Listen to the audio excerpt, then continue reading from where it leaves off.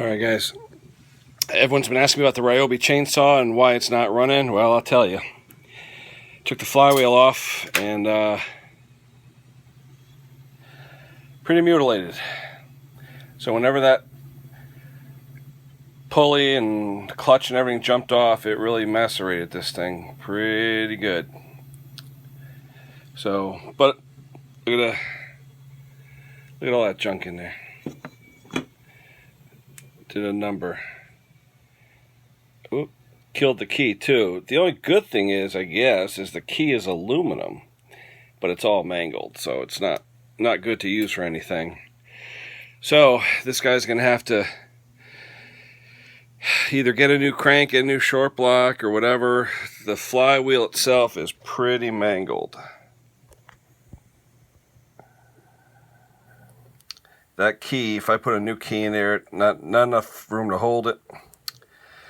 So what I'd like to do, I can probably, and I hate to do it, but I could probably put Loctite on there and just stick it in the right location, mark the crank and mark the flywheel and put it on there, and then this way with the marks on it I can tell if it moved. So I'm going to try that first. I'm going to clean this up. I'm going to mark the flywheel. I'll mark the crank. I'll put it on in the right location. I'll torque it down. And then we'll see if she starts. I'm sure she'll start, but if it ever backfires or something, it's going to happen again. So let me do that, guys, and then I'll get back to you again with another video. Oh, one tip I wanted to show you. If you're trying to take off flywheels on these things, use an air chisel.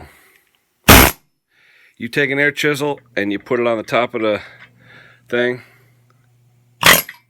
the flywheel pops right off. I'm telling you, I learned it from a guy years ago that used it for Cub Cadet pulleys on Kohler case series that would never come off. The vibration works perfect.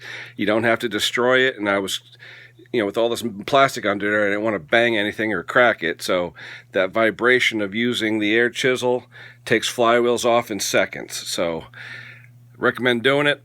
I'll be back shortly, guys. Let me line everything up, mark everything, put it back together, and we'll see if she runs. So for now, we will talk to you later.